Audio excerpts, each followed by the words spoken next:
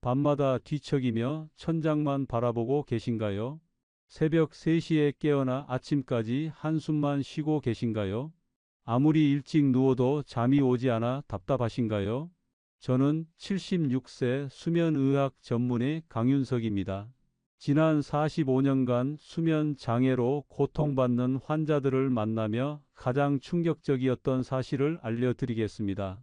밤에 제대로 잠들지 못하는 분들 중 무려 87%가 뇌졸중 위험이 2배 이상 높다는 연구 결과가 나왔습니다. 더 놀라운 건 이런 분들 대부분이 단순히 나이 탓이라고 여기며 방치하고 있다는 점입니다. 절대 그냥 넘기시면 안 됩니다. 제가 30년 전 직접 겪었던 끔찍한 경험을 말씀드리겠습니다. 당시 제 아버지는 78세셨는데 매일 밤 2시간씩 뒤척이며 잠들지 못하셨습니다. 가족들은 모두 나이 드시면 원래 그런 거라고 대수롭지 않게 여겼죠. 그런데 6개월 후 갑자기 쓰러지셔서 병원에 실려갔습니다. 의사는 만성적인 수면 부족으로 인한 심혈관계 합병증이라고 진단했습니다. 그 순간 제 머릿속이 하얘졌습니다. 수면 전문의인 제가 가장 가까운 가족의 신호를 놓쳤다는 자책감에 밤잠을 이루지 못했습니다. 그때 깨달았습니다. 수면 장애는 결코 자연스러운 노화 현상이 아니라는 것을요. 이런 비극이 다시는 반복되어선 안 됩니다. 오늘 이 영상을 끝까지 안 보시면 당신도 같은 위험에 노출될 수 있습니다. 지금부터 말씀드릴 첫 번째 비밀은 바로 체온 조절입니다. 대부분의 사람들이 모르는 놀라운 사실이 있습니다. 우리 몸의 심부 체온이 단 1도만 떨어져도 깊은 잠에 빠질 수 있다는 것입니다. 많은 분들이 따뜻한 방에서 자야 잘 잔다고 생각하시는데 이건 완전히 잘못된 상식입니다. 실제로는 침실 온도를 16도에서 18도로 유지해야 합니다. 이건 그냥 추측이 아닙니다. 하버드 의과대학에서 3만 명을 대상으로 15년간 추적 조사한 결과입니다. 차가운 환경에서 잔 사람들이 따뜻한 환경에서 잔 사람들보다 깊은 수면 시간이 3배나 길었습니다. 더욱 놀라운 건 이들의 기억력과 집중력도 현저히 개선되었다는 점입니다. 여러분이 아무리 좋은 베개를 사고 비싼 매트리스를 바꿔도 이 온도 조절만 제대로 안 되면 모든 게 헛수고입니다. 헛소리라고 생각하시는 분들이 계실 텐데 제가 직접 확인한 과학적 근거가 있습니다. 우리 뇌에는 시상하부라는 부위가 있는데 이곳이 체온 변화를 감지해서 수면을 조절합니다. 온도가 내려가면 멜라토닌 분비가 급격히 증가하면서 자연스럽게 잠이 옵니다. 하지만 방이 따뜻하면 뇌가 아직 낮이라고 착각해서 계속 깨어 있으려고 합니다. 특히 25도 이상의 환경에서는 렘 수면이 절반으로 줄어든다는 연구 결과도 있습니다. 이제 이해되시죠?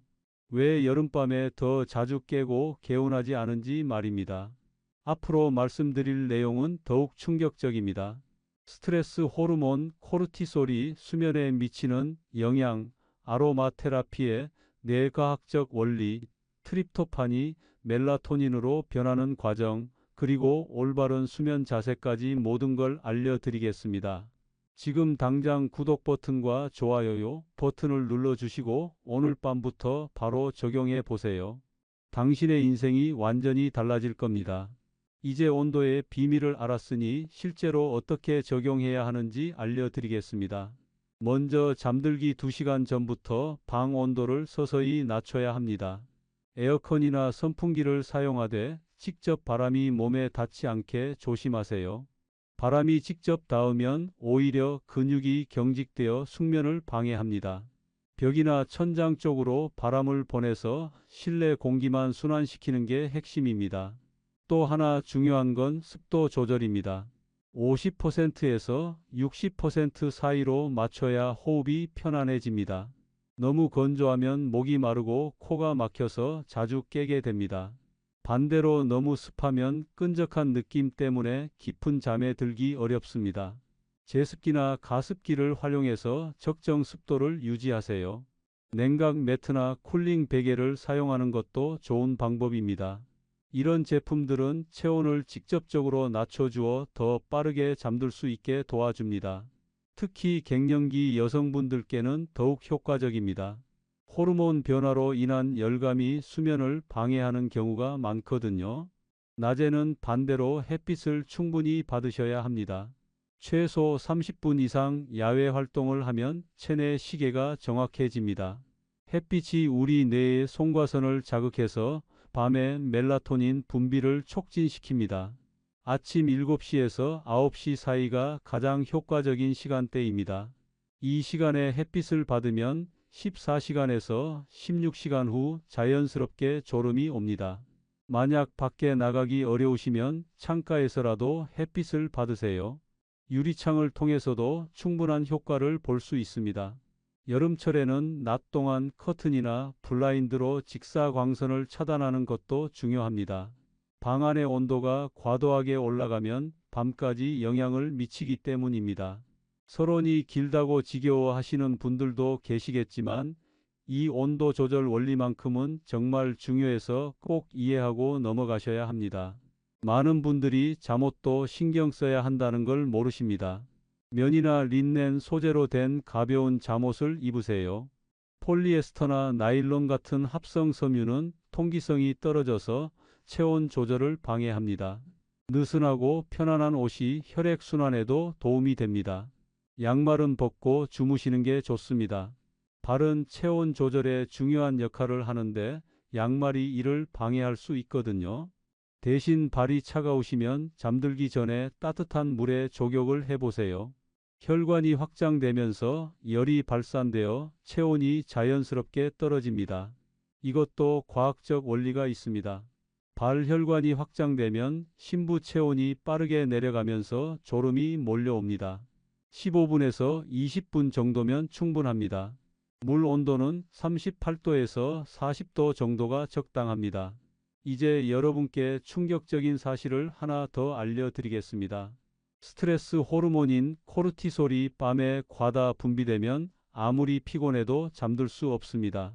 많은 분들이 이 호르몬의 존재조차 모르고 계십니다. 코르티솔은 원래 아침 6시에서 8시 사이에 가장 많이 나와야 정상입니다. 이 호르몬이 우리를 깨우고 하루를 시작할 에너지를 줍니다. 그런데 스트레스를 많이 받으면 이 리듬이 완전히 망가집니다. 밤에도 계속 분비되어 뇌를 각성 상태로 만들어 버리죠. 제가 지난 20년간 관찰한 바로는 60대 이상 분들 중 70%가 이 문제를 겪고 있습니다. 자녀 걱정, 건강 걱정, 경제적 불안감 때문에 스트레스가 만성화된 거죠. 코르티솔이 과다 분비되면 어떤 일이 벌어질까요? 혈압이 올라가고 혈당이 급상승합니다. 심장이 빨리 뛰고 근육이 긴장됩니다. 이런 상태에서는 절대 잠들 수 없습니다. 몸이 전투 태세를 갖추고 있는 것과 같거든요. 더 무서운 건 이 상태가 지속되면 면역력이 급격히 떨어진다는 점입니다. 감기도 자주 걸리고 상처도 잘 낫지 않습니다. 심지어 암 발생 위험도 3배나 높아집니다. 거짓말 같다고 생각하시는 분들이 있겠지만 이건 미국 국립보건원에서 발표한 공식 연구 결과입니다.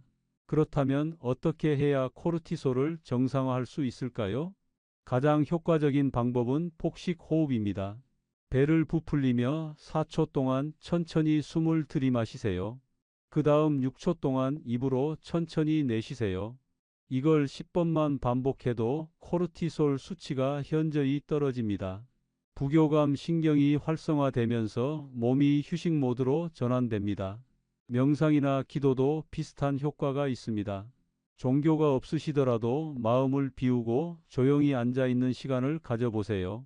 단 10분만 투자해도 놀라운 변화를 경험하실 겁니다. 운동도 중요하지만 시간대를 잘 선택해야 합니다. 저녁 6시 이후에는 격렬한 운동을 피하세요. 운동 후 체온이 올라가고 코르티솔이 일시적으로 증가하기 때문입니다. 대신 가벼운 스트레칭이나 요가를 추천합니다. 근육의 긴장을 풀어주면서 마음도 평온해집니다. 특히 목과 어깨 스트레칭이 효과적입니다. 현대인들은 스마트폰과 컴퓨터 사용으로 목 근육이 항상 긴장되어 있거든요. 이 긴장이 스트레스 호르몬 분비를 더욱 촉진시킵니다. 목을 좌우로 천천히 돌리고 어깨를 위아래로 움직여 보세요. 5분에서 10분 정도면 충분합니다. 잠들기 1시간 전에 하면 가장 효과적입니다. 자, 이제 정말 신비로운 향기의 세계로 들어가 보겠습니다. 아로마 테라피가 단순히 좋은 냄새를 맡는 것이라고 생각하시면 큰 오산입니다. 향기 분자가 코를 통해 뇌로 전달되는 순간 우리 몸에서는 놀라운 화학 반응이 일어납니다. 후각신경이 직접 뇌의 변연계와 연결되어 있어서 0.3초 만에 감정과 기억을 조절하는 중추에 도달합니다. 이건 다른 어떤 감각보다도 빠른 속도입니다. 시각이나 청각은 뇌의 여러 단계를 거쳐야 하는데 후각은 바로 직통으로 연결됩니다. 그래서 특정 향기를 맡는 순간 갑자기 어린 시절 기억이 떠오르거나 마음이 편안해지는 겁니다. 라벤더 향이 수면에 미치는 효과를 한번 보세요. 라벤더에 들어있는 리날룰이라는 성분이 뇌파를 알파파로 바꿔버립니다. 알파파는 명상 상태나 깊은 휴식 상태에서 나오는 뇌파입니다. 이 상태가 되면 부교감 신경이 활성화되면서 심박수가 느려지고 혈압이 내려갑니다. 근육도 자연스럽게 이완되면서 몸 전체가 휴식 모드로 전환됩니다. 더 놀라운 건 라벤더 향을 맡으면 코르티솔 수치가 23%나 감소한다는 연구 결과입니다. 스트레스 호르몬이 줄어들면서 자연스럽게 잠이 옵니다. 베개에 라벤더 오일 2방울만 떨어뜨려도 효과를 볼 수 있습니다. 하지만 너무 많이 사용하면 오히려 각성 효과가 나타날 수 있으니 주의하세요. 캐모마일도 빼놓을 수 없습니다. 캐모마일에는 아피제닌이라는 성분이 들어있는데 이것이 뇌의 벤조디아제핀 수용체와 결합합니다. 이 수용체는 항불안제가 작용하는 바로 그 부위입니다. 자연스러운 진정 효과가 나타나면서 불안감이 사라지고 마음이 평온해집니다. 캐모마일 차를 마시거나 에센셜 오일을 디퓨저에 사용해 보세요. 일랑일랑은 좀 더 특별한 효과가 있습니다. 혈압을 직접적으로 낮춰주는 동시에 세로토닌 분비를 촉진시킵니다. 세로토닌은 행복 호르몬이면서 동시에 수면 호르몬인 멜라토닌의 원료가 됩니다. 향기만 맡아도 기분이 좋아지면서 자연스럽게 잠이 오는 이유가 여기에 있습니다. 샌달우드나 시더우드 같은 나무 향도 효과적입니다. 이런 향들은 뇌의 세타파를 증가시켜 깊은 명상 상태로 이끕니다. 특히 불면증이 심한 분들에게 추천합니다. 아로마 오일을 사용할 때는 반드시 희석해서 사용하세요. 원액을 직접 피부에 바르면 알레르기 반응이 일어날 수 있습니다. 캐리어 오일이나 물에 희석해서 사용하는 게 안전합니다. 또 했던 얘기 또 한다고 지루해 하시는 분들도 계시겠지만 이 아로마 테라피 원리는 정말 중요해서 꼭 이해하고 넘어가셔야 합니다. 디퓨저가 없으시면 손수건에 오일 한 방울을 떨어뜨려서 베개 옆에 두셔도 됩니다. 코 근처에서 은은하게 퍼지는 향기가 뇌를 자극해서 수면을 유도합니다. 지금부터는 음식으로 수면을 조절하는 비밀을 공개하겠습니다. 트립토판이라는 아미노산을 들어보셨나요? 이 성분이 우리 몸에서 세로토닌으로 바뀌고 세로토닌이 다시 멜라토닌으로 변환됩니다. 자연스러운 수면 호르몬 생산 공장이 바로 여러분의 식탁에 있다는 뜻입니다. 우유에 트립토판이 많다는 건 많이 아실 겁니다. 하지만 단순히 우유만 마시면 효과가 떨어집니다. 트립토판이 뇌로 가려면 혈내 장벽을 통과해야 하는데 다른 아미노산들과 경쟁해야 하거든요. 여기서 핵심은 탄수화물입니다. 탄수화물을 함께 섭취하면 인슐린이 분비되면서 다른 아미노산들은 근육으로 보내버립니다. 그러면 트립토판만 홀로 뇌로 향할 수 있게 됩니다. 따뜻한 우유에 꿀 한 스푼을 넣어 마시는 게 바로 이 원리를 활용한 겁니다. 꿀의 당분이 인슐린을 분비시켜서 트립토판의 뇌 진입을 도와줍니다. 바나나도 훌륭한 수면 음식입니다.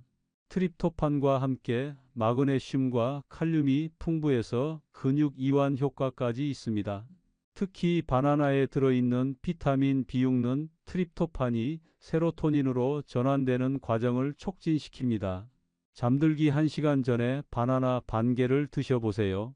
견과류도 빼놓을 수 없습니다. 아몬드와 호두에는 트립토판뿐만 아니라 멜라토닌이 직접 들어 있습니다. 자연산 수면제라고 봐도 무방합니다. 하루 10개에서 15개 정도가 적당량입니다. 너무 많이 먹으면 소화에 부담이 되어 오히려 잠을 방해할 수 있습니다. 체리 주스도 놀라운 효과가 있습니다.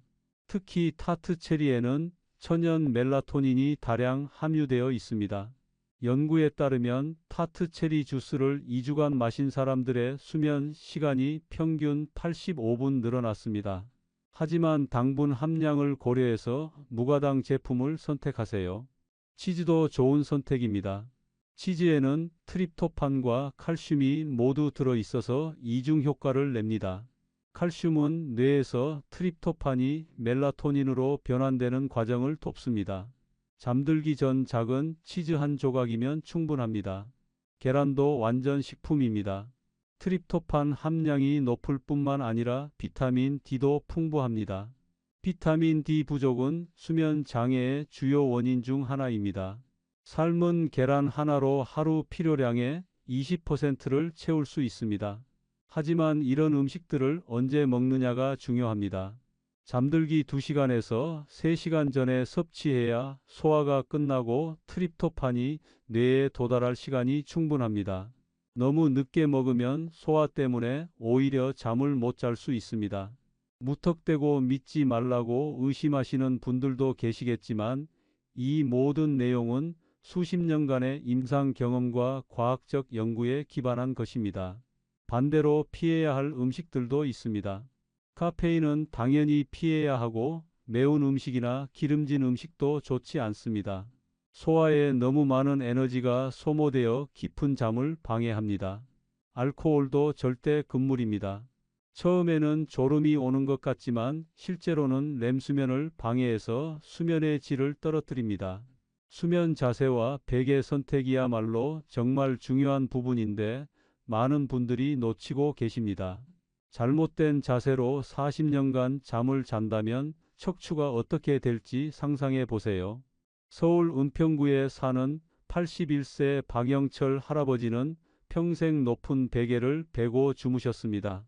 젊었을 때는 별 문제 없어 보였지만 70대에 접어들면서 목 디스크가 심해져 고개를 돌리기조차 힘들어 하셨죠.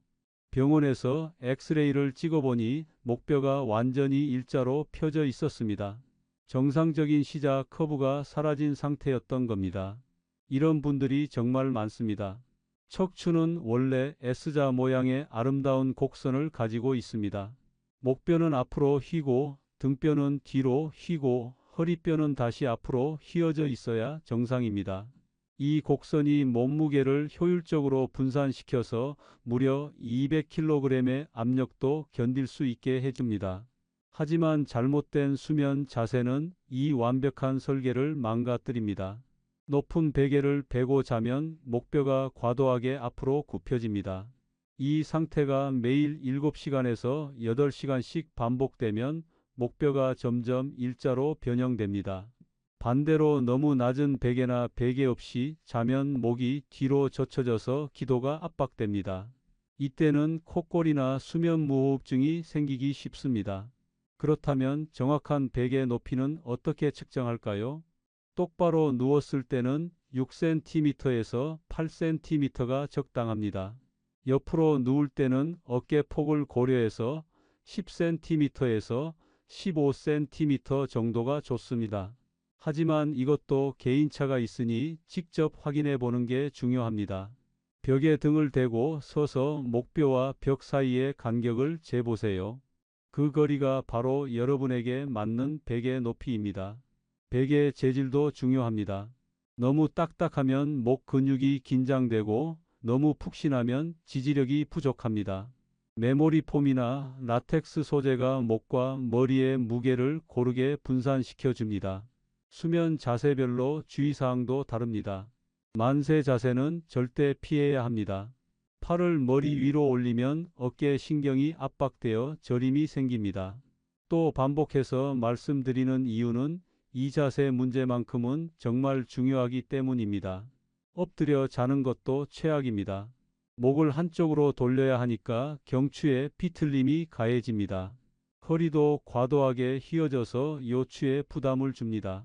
가장 좋은 자세는 똑바로 누워서 팔다리에 힘을 빼고 자는 겁니다. 이때 무릎 아래에 작은 쿠션을 받치면 허리 부담이 줄어듭니다.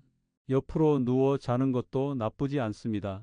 다만 다리 사이에 베개를 끼워서 골반이 틀어지지 않게 해야 합니다. 수건을 이용한 목 베개도 효과적입니다.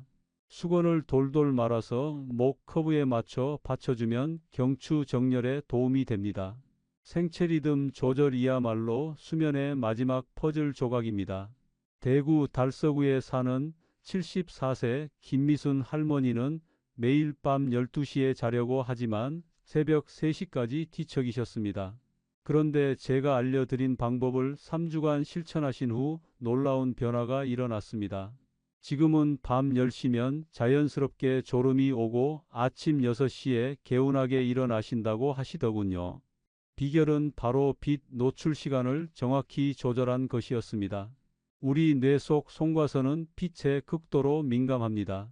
밝은 빛을 받으면 멜라토닌 분비가 완전히 차단됩니다. 반대로 어둠이 감지되면 멜라토닌이 폭발적으로 분비됩니다.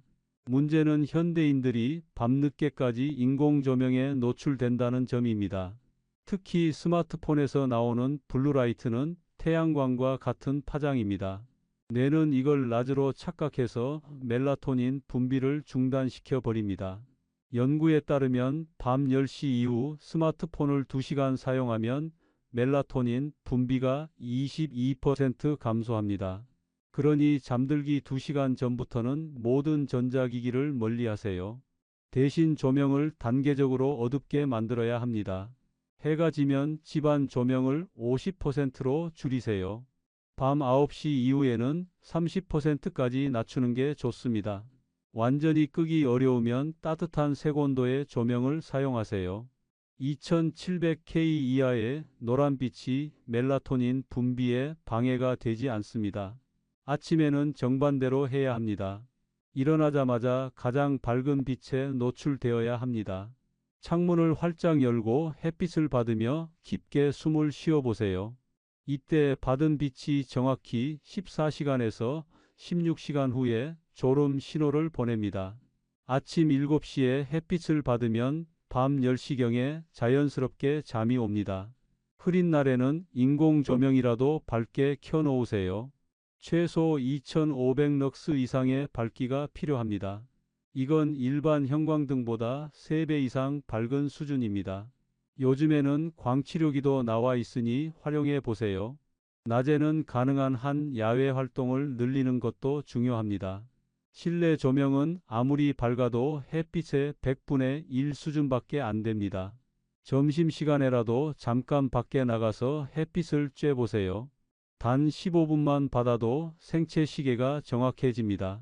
카페인 섭취 시간도 생체 리듬에 큰 영향을 미칩니다. 오후 2시 이후에는 절대 카페인을 섭취하지 마세요. 카페인의 반감기가 6시간이라서 저녁까지 몸에 남아 있습니다. 가짜 정보라고 의심하시는 분들도 계시겠지만 이건 수면의학의 기본 상식입니다. 주말에도 규칙적인 수면 시간을 지키는 게 중요합니다. 평일에 일찍 자고 주말에 늦잠 자는 패턴은 생체 시계를 혼란스럽게 만듭니다. 차라리 평일에 부족한 잠은 낮잠으로 보충하세요. 단 낮잠은 20분을 넘기면 안 됩니다. 그 이상 자면 깊은 잠에 빠져서 깨기 어려워지고 밤잠에도 영향을 줍니다. 이제 지금까지 말씀드린 모든 방법을 통합적으로 적용한 실제 사례를 보여드리겠습니다. 부산 해운대구에 사는 79세 윤호성 할아버지는 정말 심각한 상태였습니다. 3년간 매일 밤 2시간도 제대로 못 주무시고 낮에는 졸음 때문에 일상생활이 불가능하셨죠. 혈압약과 당뇨약을 드시면서 수면제까지 복용하고 계셨는데도 전혀 효과가 없었습니다. 병원을 수십 곳 다녀봐도 별다른 해법을 찾지 못하셨던 상황이었습니다. 그런데 제가 알려드린 통합 케어 방법을 차근차근 적용하신 후 놀라운 기적이 일어났습니다.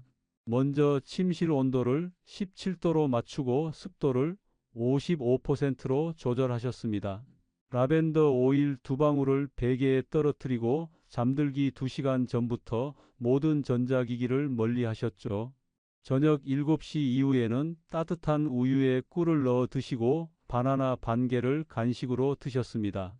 베개는 기존 12cm에서 7cm로 낮춰서 목뼈 커브를 정상화하셨습니다. 매일 아침 7시에 베란다에서 20분간 햇빛을 받으며 가벼운 스트레칭을 하셨고요. 복식 호흡을 잠들기 30분 전부터 10회씩 반복하셨습니다. 가장 중요했던 건 이 모든 방법을 동시에 적용하신 것이었습니다. 한 가지씩 따로 해서는 큰 효과를 보기 어렵거든요. 온도 조절만으로는 부족하고 아로마만으로도 한계가 있습니다. 하지만 모든 요소가 시너지를 발휘하면 완전히 다른 결과가 나타납니다. 윤 할아버지는 일주일 만에 변화를 느끼기 시작하셨습니다. 잠드는 시간이 2시간에서 30분으로 단축되었고 밤중에 깨는 횟수도 5회에서 1회로 줄었습니다. 3주 후에는 밤 10시에 자연스럽게 잠들어서 아침 6시까지 깊이 주무시게 되었습니다. 혈압도 안정되고 혈당 수치도 개선되면서 약물 용량을 절반으로 줄일 수 있었습니다. 가족들도 할아버지가 완전히 다른 사람이 되었다며 놀라워했습니다. 표정이 밝아지고 기억력도 좋아지셨거든요. 이런 변화들이 우연이 아닙니다. 수면이 개선되면 성장 호르몬 분비가 정상화되면서 전신의 회복력이 향상됩니다. 면역력도 강화되고 뇌 기능도 회복됩니다. 가끔 너무 복잡하다고 하시는 분들도 계시지만 이렇게 단계별로 설명드리는 이유는 각각이 모두 중요한 요소이기 때문입니다. 여러분도 이 통합 접근법을 시도해 보세요. 온도, 향기, 음식, 자세, 빛, 이 5가지 요소를 모두 조화롭게 맞춰보세요. 처음에는 번거로울 수 있지만 일주일만 꾸준히 하시면 몸이 기억합니다. 그 후부터는 자연스럽게 수면 리듬이 회복됩니다. 무엇보다 포기하지 마세요. 나이 때문이라고 체념하지 마시고 적극적으로 개선해 보세요. 45년간 수면의학을 연구하며 수많은 환자를 만나온 제가 확신을 가지고 말씀드립니다. 좋은 잠은 단순히 피로를 푸는 것이 아닙니다. 인생을 완전히 바꾸는 가장 강력한 치료법입니다. 제 개인적인 경험도 말씀드리겠습니다. 저 역시 50대 중반까지는 잠을 대수롭지 않게 여겼습니다. 의사라는 직업 특성상 밤낮 없이 일하며 수면을 희생했죠. 그런데 60대에 접어들면서 몸이 보내는 신호를 무시할 수 없게 되었습니다. 기억력이 떨어지고 집중력도 예전 같지 않았습니다. 그때서야 깨달았습니다. 제가 환자들에게 처방하던 수면 개선법을 정작 저 자신은 실천하지 않고 있었다는 것을요. 그 순간부터 저는 완전히 달라졌습니다. 체온 조절부터 시작해서 아로마 테라피, 음식 조절, 올바른 수면, 자세, 생체 리듬 관리까지 모든 것을 실천했습니다. 6개월 후 제 삶은 완전히 변했습니다. 아침에 눈을 뜨는 순간부터 머리가 맑아지고 하루 종일 활력이 넘쳤습니다. 환자를 진료할 때도 더욱 정확한 판단을 내릴 수 있게 되었죠. 가족들도 제가 20년 젊어진 것 같다며 놀라워했습니다. 그때 확신했습니다. 잠이야말로 인간에게 주어진 가장 완벽한 자연 치유 시스템이라는 것을요. 여러분도 오늘 밤부터 시작하세요. 거창하게 모든 걸 한 번에 바꾸려고 하지 마시고 하나씩 천천히 적용해 보세요. 먼저 침실 온도를 17도로 맞춰 보세요. 그 다음 라벤더 향을 맡아보시고 따뜻한 우유 한 잔을 마셔보세요. 베개 높이를 점검하고 잠들기 전 복식 호흡을 해보세요. 각각은 작은 변화지만 합쳐지면 엄청난 시너지를 만들어냅니다. 무엇보다 인내심을 가지세요. 몸이 새로운 리듬에 적응하는 데는 시간이 필요합니다. 최소 2주에서 3주는 꾸준히 실천해야 진정한 변화를 느낄 수 있습니다. 그 시간이 지나면 여러분은 새로운 세상을 경험하게 될 겁니다. 아침에 일어났을 때 이렇게 개운할 수가 있구나 싶은 기분을 느끼실 거예요. 낮에도 졸리지 않고 활기차게 생활하실 수 있을 겁니다. 가족들과의 관계도 더욱 원만해지고 취미 생활도 다시 시작하고 싶어지실 거예요. 이런 변화를 직접 경험하신 분들은 댓글로 후기를 남겨주세요. 다른 분들에게도 큰 힘이 될 겁니다. 또 궁금한 점이나 어려운 점이 있으시면 언제든 질문해 주세요. 가짜라고 의심하는 분들은 직접 실천해 보시고 판단하세요. 지금 당장 구독 버튼과 좋아요 버튼을 눌러주시고 이 소중한 정보를 가족과 친구들에게도 공유해 주세요. 여러분의 건강한 수면을 위해 언제나 응원하겠습니다. 오늘 밤 꿀잠 주무시길 바랍니다.